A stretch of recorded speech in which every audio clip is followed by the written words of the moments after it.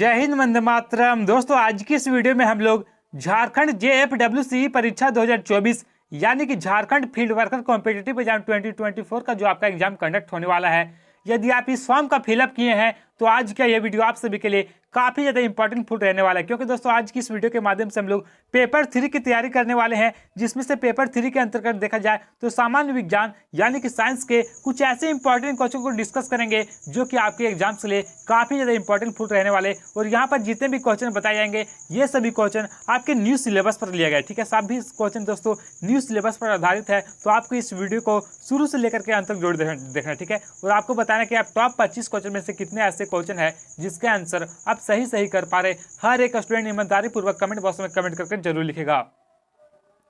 तो चलिए, टाइम को वेस्ट न करते हुए आज की इस वीडियो का स्टार्ट करते हैं। इससे पहले मैं आपको बता दूं दोस्तों कि आपका पेपर 2 और जो पेपर 3 का आपका जो एग्जाम होगा, पेपर 2 का जो आपका एग्जाम होगा दोस्त, ये आपका 100 नंबर का एग्जाम होने वाला है। और पेपर 3 का जो आपका एग्जाम होगा ये 120 मार्क्स का एग्जाम होगा। ठीक है, और फाइनल मेरिट लिस्ट जो बनेगा ये आपका पेपर 2 और पेपर 3 के आधार पर बनेगा। तो आपको जो तैयारी करना है एकदम अच्छी तरीके से, ये पेपर 2 और पेपर 3 की तैयारी करना। ठीक है, क्योंकि आपका सिलेक्शन यही पेपर दिलाने वाला है। ठीक है, और इससे पहले मैं आपको बता दूं कि सेट 1 से लेकर के सेट 6 तक, यानी दोस्तों प्रैक्टिस सेट 1 से लेकर के प्रैक्टिस सेट 6 तक वीडियो बना दिया गया है। यदि आप उन सभी वीडियो को नहीं देखे तो इस वीडियो को देखने के बाद आप उन सभी वीडियो को जरूर देख लीजिएगा। ठीक है, तो पहला क्वेश्चन आपसे क्या पूछा गया है कि निम्नलिखित में से किस देश में दुनिया की सबसे बड़ी संसद है। यदि दुनिया की सबसे बड़ी संसद आपसे पूछा जाए कि दुनिया की सबसे बड़ी संसद जो है ये कौन से देश की संसद है, तो राइट आंसर हो जाएगा ऑप्शन नंबर ये, चीन। जी हाँ दोस्तों, चीन की संसद जो है जो कि दुनिया की सबसे बड़ी संसद है। चीन में दुनिया की सबसे बड़ी संसद है और चीन के संसद को क्या कहा जाता है, तो नेशनल पीपुल्स कांग्रेस। तो ये भी क्वेश्चन कई बार एग्जाम में पूछा जाता है कि चीन के संसद का क्या नाम है, तो नेशनल पीपुल कांग्रेस। ठीक है, ब्रिटेन की संसद को क्या कहा जाता है, तो ब्रिटेन की संसद को पार्लियामेंट कहा जाता है। और वही जापान की संसद को क्या कहा जाता है, तो जापान की संसद को डायट कहा जाता है। और भारत की संसद को क्या कहा जाता है, तो संसद ही कहा जाता है। ठीक है, तो ये आपको पता होना चाहिए।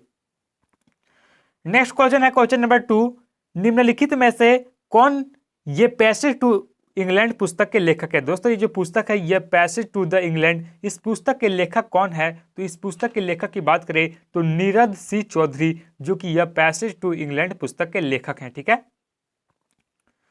और पहली बार इस पुस्तक का प्रकाशन जो है ये कब हुआ था, तो 1959 यानी कि 1959 ईस्वी में दोस्तों यह पैसेज टू द इंग्लैंड पुस्तक है जिसके लेखक नीरद सी चौधरी है, जिसका प्रकाशन 1959 ईस्वी में हुआ था। नेक्स्ट क्वेश्चन है क्वेश्चन नंबर 3, महात्मा गांधी ने नेटाल भारतीय कांग्रेस का गठन किस वर्ष किया था। दोस्तों, जो महात्मा गांधी है इन्होंने नेटाल भारतीय कांग्रेस का गठन इनमें से कौन से ईस्वी में किए थे, तो नेटाल भारतीय कांग्रेस की गठन की बात करें तो 1894 ईस्वी में। जी हाँ दोस्तों, 1894 ईस्वी में नेटाल भारतीय कांग्रेस का गठन महात्मा गांधी के द्वारा किया गया था। और ये जो संगठन बनाया गया था नेटाल भारतीय संगठन, ये दक्षिण अफ्रीका में भारतीयों के साथ हो रहे भेदभाव के विरुद्ध लड़ने के लिए गठित किया गया था। ठीक है,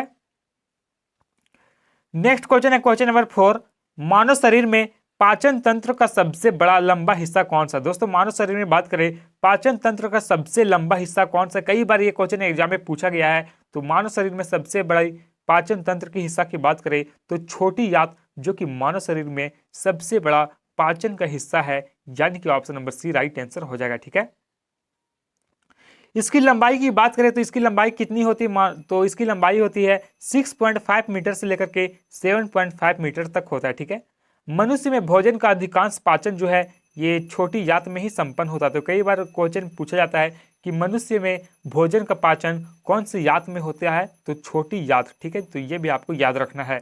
दोस्तों, यहाँ पे जितने भी क्वेश्चन बताए जा रहे हैं ये सभी क्वेश्चन हर एक एग्जाम के लिए रामबाण साबित होने वाले हैं, इसलिए आप सभी लोग वीडियो को एंड तक जरूर देखेगा। ठीक है, अगला क्वेश्चन है क्वेश्चन नंबर 5 कि फेसबुक के संस्थापक कौन है। दोस्तों, फेसबुक की बात करें तो फेसबुक के संस्थापक कौन है, तो मार्क जुकरबर्ग, जो कि फेसबुक के संस्थापक है, यानी कि ऑप्शन नंबर डी सही हो जाएगा। फेसबुक के संस्थापक मार्क जुकरबर्ग है, जिन्होंने फेसबुक की स्थापना 2004 ईस्वी में की थी। ठीक है, तो कई बार यदि क्वेश्चन पूछा जाए आपसे कि फेसबुक की जो स्थापना है ये कौन से ईस्वी में हुआ था, तो 2004 में। इसके संस्थापक कौन है, तो मार्क जुकरबर्ग।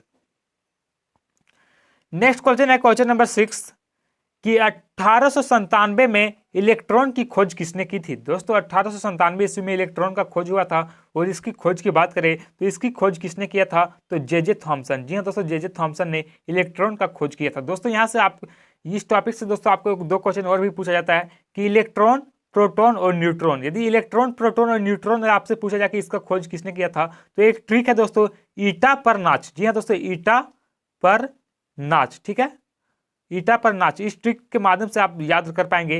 ई से इलेक्ट्रॉन होता है और ट से होता है टॉमसन, यानी कि जे टॉमसन ने दोस्तों इलेक्ट्रॉन का खोज किया था। प से होता है प्रोटॉन और र से होता है रदरफोर्ड, यानी कि प्रोटॉन का खोज किसने किया, तो रदरफोर्ड, ठीक है। और ये जो इलेक्ट्रॉन, प्रोटॉन और न्यूट्रॉन, ठीक है, न से होता है न्यूट्रॉन और इसका जो लास्ट वर्ड है च, तो च से हो जाएगा जेम्स चैडविक। तो ये आपको याद रखना है, ठीक है, इलेक्ट्रॉन, प्रोटॉन और न्यूट्रॉन का खोज किसने किया। अगला क्वेश्चन क्या पूछा गया है कि 1799 में महाराजा सवाई प्रताप सिंह ने किस भारतीय स्मारक का निर्माण करवाया था।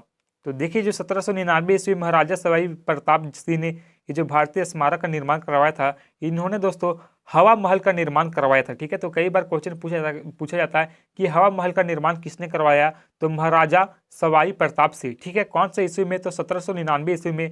और यदि आपसे क्वेश्चन पूछा जाए कि हवा महल कहाँ पर स्थित है, ठीक है, तो हवा महल जो है दोस्तों ये राजस्थान में स्थित है।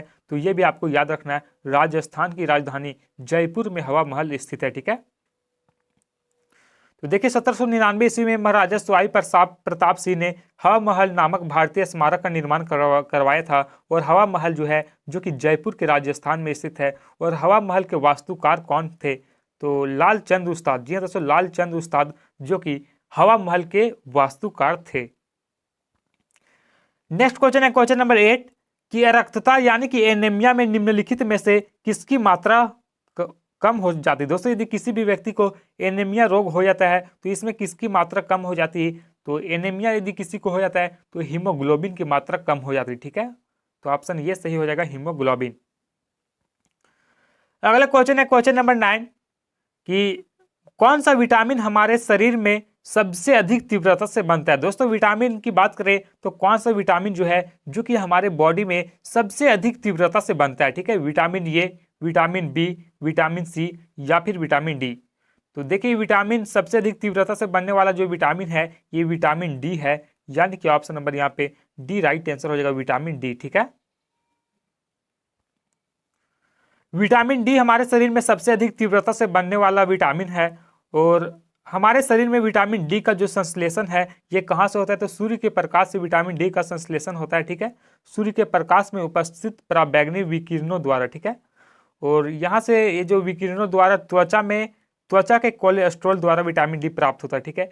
और विटामिन डी की कमी से जो कौन सा बीमारी होता है बच्चों में, तो विटामिन डी की कमी से बच्चों में रिकेट्स नामक वायरस हो जाता है, ठीक है, रोग हो जाता है, रिकेट्स नामक रोग। और वयस्क यानी कि बड़ों में कौन सा रोग हो जाता है, तो ऑस्टियोमलेशिया नामक रोग, ठीक है। तो कई बार ये भी क्वेश्चन पूछा जाता है कि विटामिन डी की कमी से बच्चों में कौन सा रोग होता है, तो रिकेट्स नामक रोग, ठीक है।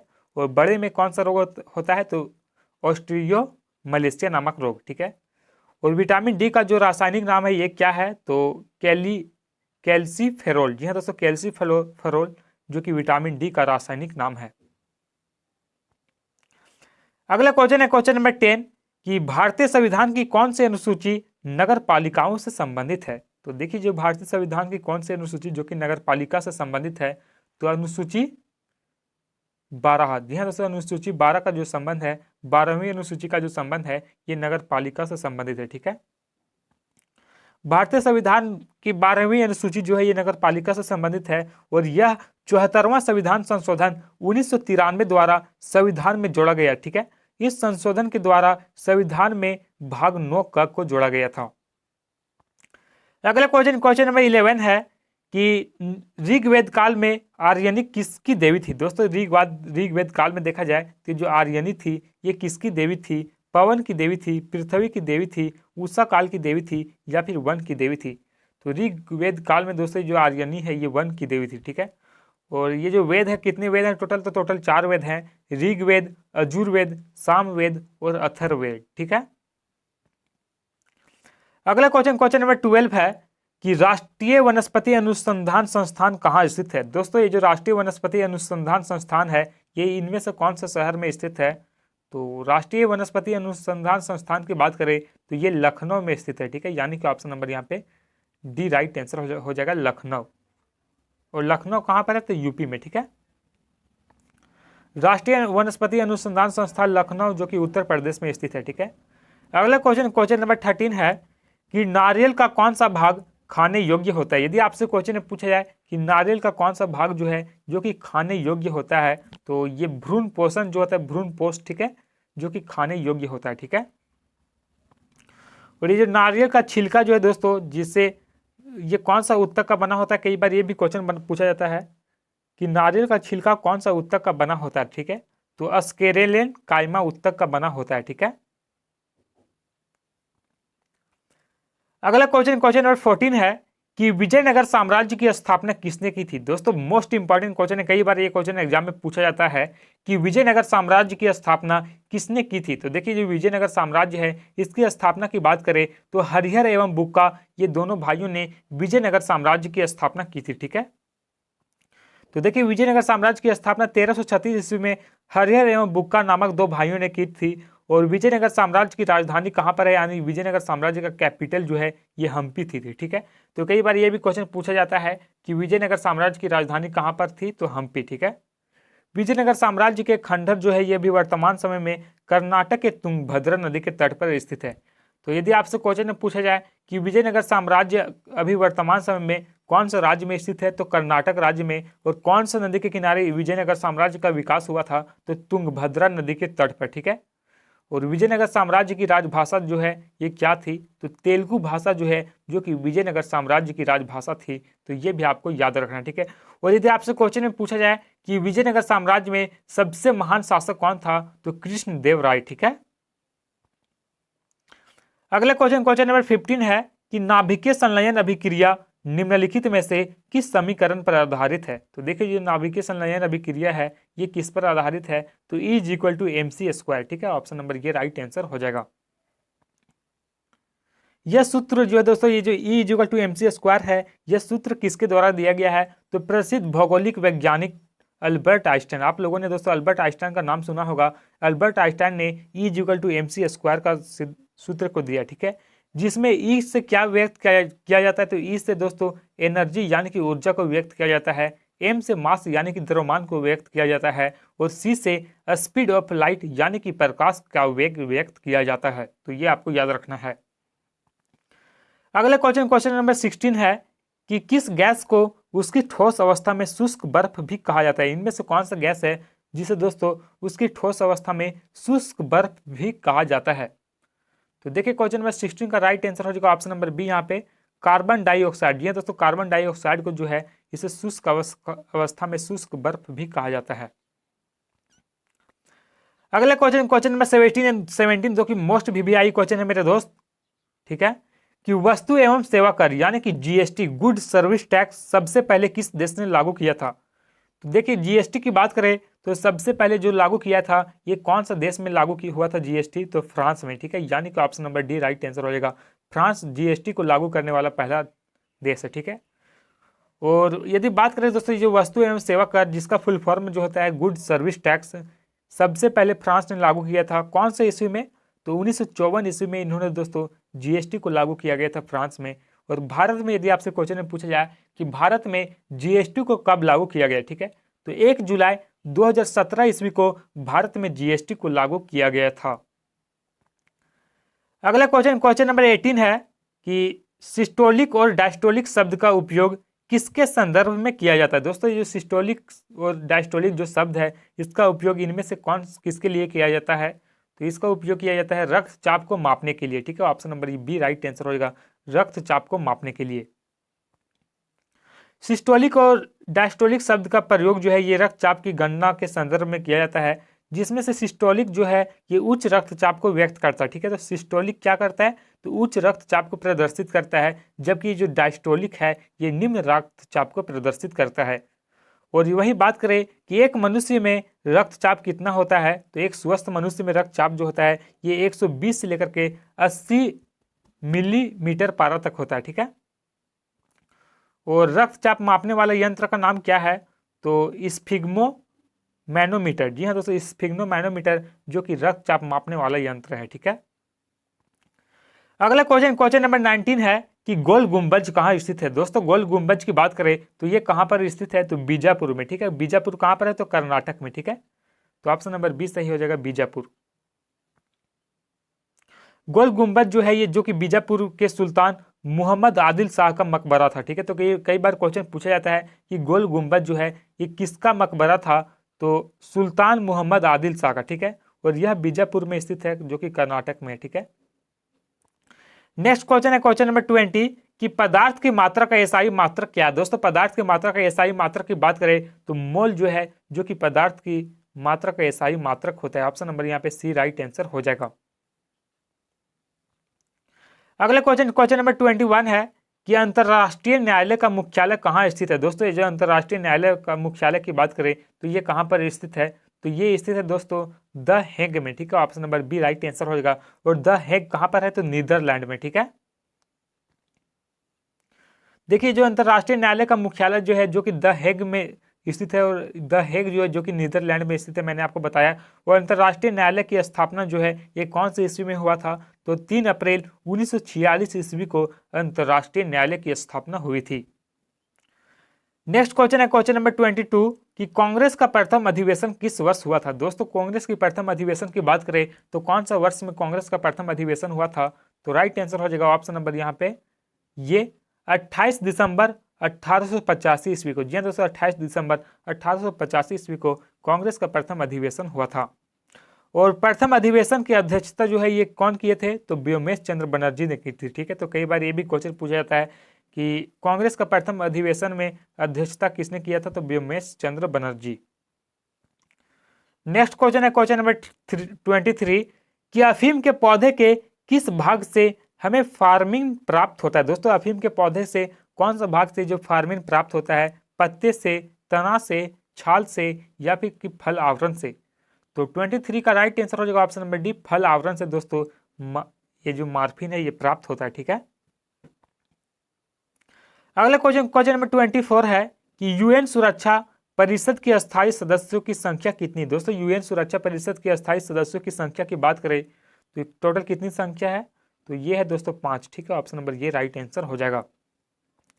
यूएन सुरक्षा परिषद में सदस्य टोटल कितने होते हैं? तो टोटल 15 सदस्य होते हैं, जिसमें से 5 अस्थायी सदस्य होते हैं और 10 जो है जो कि अस्थायी सदस्य होते हैं। ठीक है, 5 अस्थायी सदस्य कौन कौन से देश हैं? तो अमेरिका, रूस, फ्रांस, ब्रिटेन और चीन। ये 5 ऐसे देश हैं जो कि यूएन सुरक्षा परिषद के अस्थायी सदस्य हैं। ठीक है, और संयुक्त राष्ट्र सुरक्षा परिषद के अस्थायी सदस्यों का कार्यकाल जो है ये कितने वर्ष का होता है? तो 2 वर्ष का कार्यकाल होता है। ठीक है, अगला क्वेश्चन 25 है कि निम्नलिखित में से कौन पाकिस्तान के पहले राष्ट्रपति थे? दोस्तों पाकिस्तान की पहली राष्ट्रपति की बात करें तो पाकिस्तान के पहले राष्ट्रपति कौन थे? तो इस्कंदर मिर्जा। जी हाँ दोस्तों, इस्कंदर मिर्जा जो कि पाकिस्तान के पहले राष्ट्रपति थे। Option number D right answer हो जाएगा। पाकिस्तान के पहले राष्ट्रपति जो कि इस्कंदर मिर्जा थे, और इनका जो कार्यकाल है ये कब से कब तक था? तो मार्च 1956 से लेकर के अक्टूबर 1958 तक इनका कार्यकाल रहा था।